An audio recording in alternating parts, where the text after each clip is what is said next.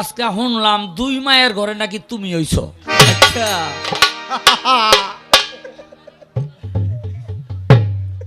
এতদিন শুনছি তোমার ওস্তাদ আকলিমা বেগম বাংলাদেশের বিখ্যাত গায়িকা, তো আজকে আবার শুনতেছি তোমার ওস্তাদ আলেয়া বেগম।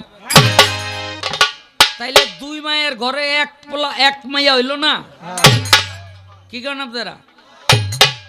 তো 2 এর মন 2টা মায়ের ঘরে একটা মাইয়া হইছে, এটা কি জাতা হইছে?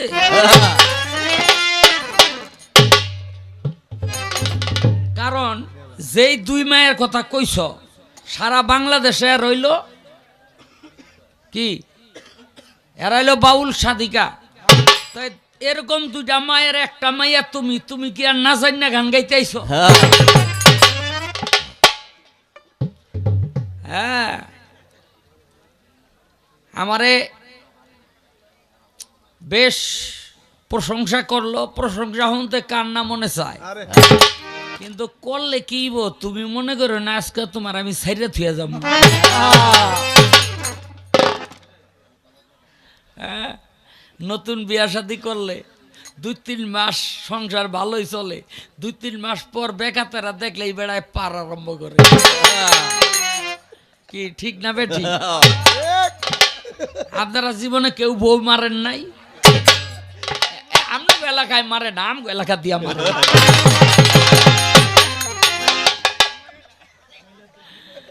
হ্যাঁ, এই রকম এতক্ষণ সংসার ভালোই চলছিল, পালা দিয়া বইছে কাজে লেগে গেছে। এই ওস্তাদেরা সামনে বইছেন, কথা কইেন না, আমারে কিন্তু অনেকেই ডরায়, কারণ আমি একটা রংবাজ। কেমন বেটা ছোটকালে আসছিলাম। হ্যাঁ, আমার যদি কেউ মারতো না আমি মনে মনে বকতাম, কারণ হুনে বকলে যদি আবার মারে।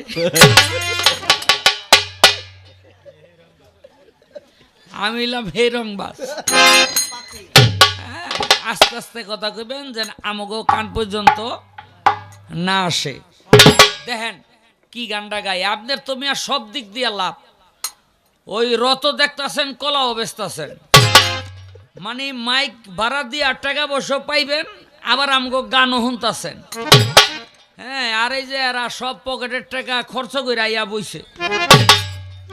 হ্যাঁ, 2 টাকাও কেউ দিব না গো, কেউ দিব, কেউ উল্টার বয়াতিকে দিয়া যাইব বকশিস। হ্যাঁ হ্যাঁ, আরে মাটি ধেরা কি পাটিতে বইছে। এই আইসা শুনলাম এখানে 12টা 1টার পর বলে মানুষ থাকে না। আমি খালি আজকে আপনাকে দোয়া আর দয়া যদি থাকে দেখা দেবো মানুষ যায় কই। জীবনে কত নতুন বিয়া তো জামাই বহাই থুইলাম, যে বউ চাস না গান চাস, দেখি গানই চাইছে বউ চায় নাই। আমাদের সমাজের মধ্যে আমরা কিছু মানুষ পীর মুর্শিদ ধরি আর কিছু মানুষ ধরি না, আছে না নাই? এখন পীর মুর্শিদ যারা ধরি তাদের লাভটা কি, আর যারা ধরলাম না তাদের ক্ষতিটা কি? কারণ আপনি নামাজ পড়লেন, রোজা করলেন, হজ করলেন, যাকাত করলেন, পীর ধরলেন না, জান্নাতে গেলেন। আপনি নামাজ পড়লেন, রোজা করলেন, হজ করলেন, যাকাত করলেন, পীরও ধরলেন, জান্নাতে গেলেন। তাহলে তো একই হলো। তাইলে আর পীর ধরার এটা ধৈরা লাভটা কি হইলো একটু জানা দরকার আছে কিনা? কি মুরব্বীরা কি গণ, একটু জানা দরকার আছে না? আস্তে প্রথম কথা হইল আপনার একজন মুর্শিদের দরকার, এটা কোরআন নির্দেশ দিয়েছে। সূরা ফাত 10 নম্বর আয়াত, নবীর কাছে একদল মানুষ হাতে হাত দিয়া বায়াত হতেছে, এমন সময় ওই ব্যক্তিরা বলল, ইয়া রাসূলুল্লাহ, আপনার হাতে হাত দিয়া আমরা কি পাবো?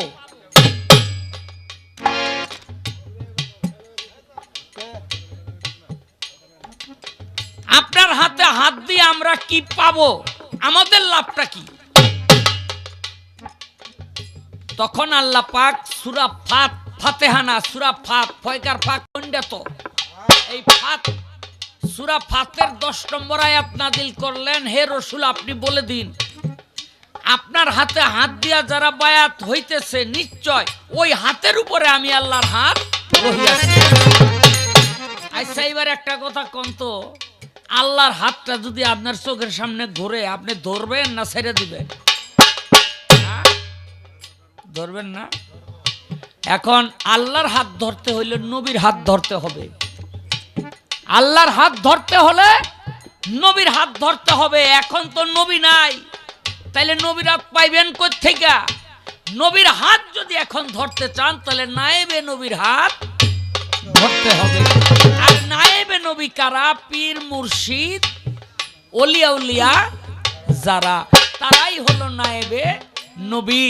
আল্লাহ বলে আমার নবীর হাতে যে হাত দিল সে আমার হাতে হাত দিল, আর নবী বলে আমার নায়েবে নবীর হাতে যে হাত দিল সে আমার হাতে।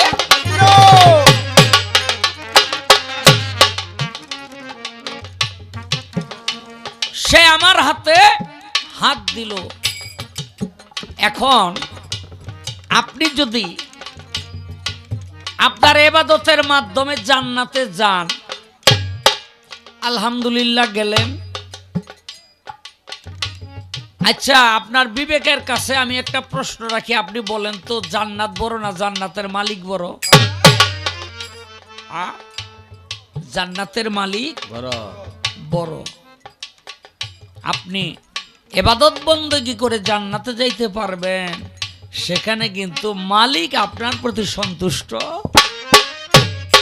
ওই রকম ভাবে থাকবে না যেরকম ভাবে তার একজন প্রেমিকের উপরে সে সন্তুষ্ট, একজন আশিকের উপরে সন্তুষ্ট থাকে। তাই একজন পীর মুর্শিদের হাতে হাত দিলে আপনি জান্নাতও পাইলেন, জান্নাতের মালিককেও পাইলেন। আপনি জান্নাতও পাইলেন, জান্নাতের মালিকরেও পাইলেন। সেই মালিককে, মালিক হলো আমার মাবুদ। দেখেন বড় পীরের এক ভক্ত, নাম তার রামানন্দ।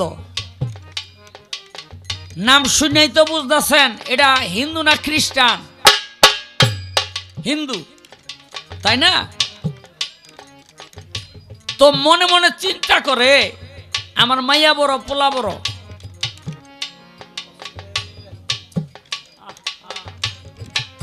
এই মাইয়া পোলা বিয়া শাদী করাইয়া আমি বড় পীরের হাতে হাত দিয়া বায়াত হব, ইসলাম ধর্ম গ্রহণ করব। কিন্তু একদিন তো ফট্টরদা মরে গেছে, বড় পীরের হাতে হাত দিয়া বায়াত হয় নাই, ইসলামও গ্রহণ করে নাই। আত্মীয়রা কি করছে, চিতা সালে লয়ে গেছে। আপনারা জানেন হিন্দু মরলে কি করে, চিতায় পোড়ায়, আর মুসলমান মরলে কবরস্থানে মাটি দেয়। হিন্দুগো কিন্তু মাটি দেয়, আমরা অনেকেই জানি না। হিন্দুগো মাটি দেয় যারা ব্রাহ্মণ তাগো বহাইয়া আত্মা ভাঙ্গা এরপরে আসতে, এটা হলো ব্রাহ্মণ। আবার শিশু বাচ্চা যদি মারা যায় হিন্দুদের, তাহলে তাদেরকে পোড়ায় না, তাদেরকে মাটি দেয়। কেন মাটি দেয়? হিন্দু মতে হইল শিশু বাচ্চা নিষ্পাপ, আর আগুনে পোড়ায়। এটার অনেক বড় ঘটনা। আগুনে পোড়ায় এই কারণে, আগুনে পোড়াইলে পাপ দেহ নিষ্পাপ হয়ে যায়, আগুনে পাপ পোড়াইয়া ছাই করে দেয়, এই জন্য আগুনে পোড়ায়।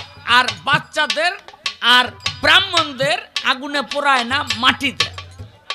এই রামানন্দ বাবুরে কি করছে, চিতা সালে লয়ে গেছে। বাবা রে, এই বাবা আব্বা লাগোস তুই আমার।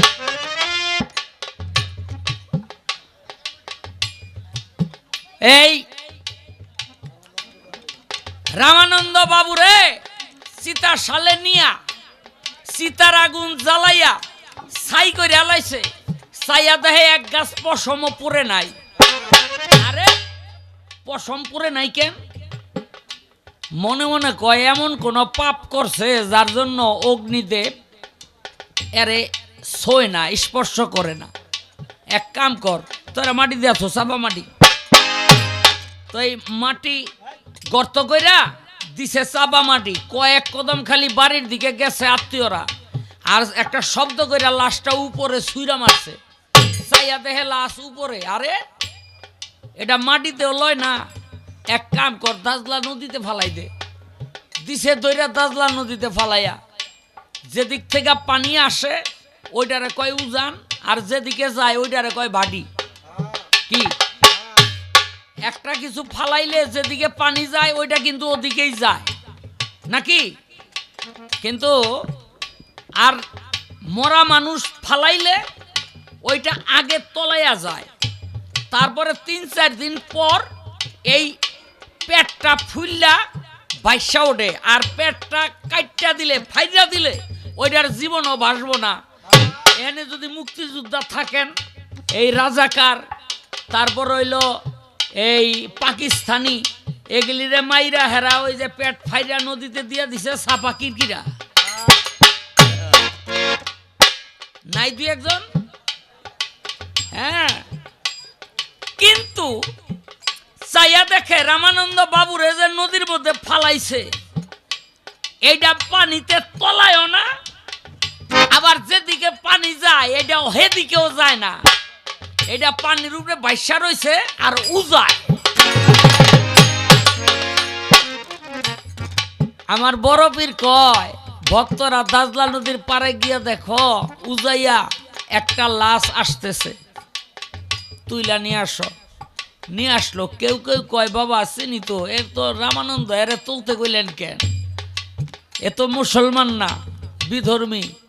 আমার বড় পীর আব্দুল কাদের জিলানী কয়, তোমরা তো জানো না, তোমাদের দৃষ্টিতে সে বিধর্মী, কিন্তু আমি বড় পীরের প্রতি মনে মনে ভক্তি রাখতো, এই জন্য আল্লাহ পাক তারে মাফ করে দিয়ে জান্নাতের মেহমান বানিয়ে দিছে।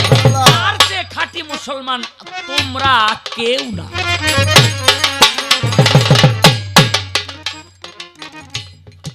বড় পীর আব্দুল কাদের জিলানী জানাজা দিলেন, কাফন পরাইলেন, গোসল দিলেন, নিজের হাতে মাটি মঞ্জিল করলেন। তাই বাবারে, মুর্শিদের নামের বলে উজান চলে, নামের তরি ডোবে না। এই জন্য একজন মানুষের পায়রবি করতে হয়।